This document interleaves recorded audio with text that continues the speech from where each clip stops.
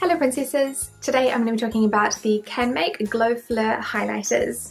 I picked up these gorgeous little compacts for my full face of Canmake and I just literally could not resist them because they have the cutest little pressed pattern on them. And I know that the highlighters, you can't really see them that well, but you'll see them soon. They're absolutely gorgeous and I've been wanting to try them as well as the blushes for quite some time now. So for my full face of Canmake, I made the excuse of doing a full face of Canmake specifically so I could pick these up. I have the matte blushes to review from the same line next month, so if you want to see the blushes then just hang out until August. So the product description says, it's a powder but it doesn't feel powdery. An extraordinary texture that clings to your bare skin as though soft lighting powder is melting into it. With a highly light diffusing effect, focus powder softly obscures textural irregularities due to pores for a translucent sheen. Contains sebum absorbing powder, silica, to prevent makeup run. Highly oil absorbent that sucks up excess sebum. These highlighters come packaged in cute, functional and aesthetically pleasing packaging. The plastic outer feels a little bit cheap, but it's brightened up with the holographic details.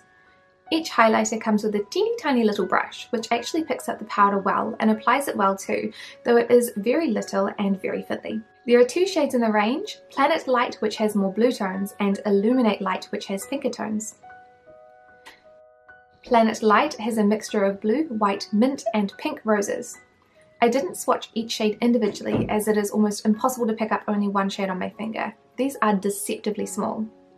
This shade is best for princesses that want a more obvious highlight, or whatever the current slang for a pop-in highlight is these days, I can't really keep up.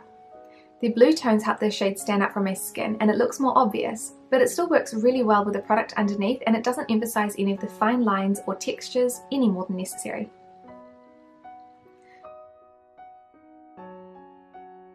Illuminate Light consists of pink, peach, yellow and white roses, which may sound like an absolutely awful combination, but since they are so pastel, the end result is a beautiful warm highlight. This shade is best for princesses who are wanting to go for a more natural highlight look that might trick people into thinking that their skin is naturally beautiful. This shade gets the most wear from me.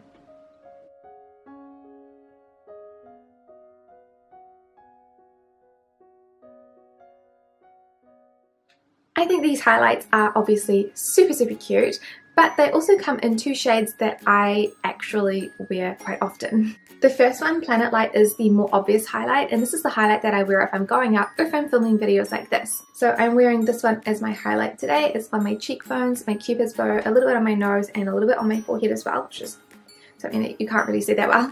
But Illuminate Light is the one that I use most for day-to-day wear. It's not as obvious as Planetary Light. It looks a bit more like natural glowy skin rather than like a highlight that looks like a highlight.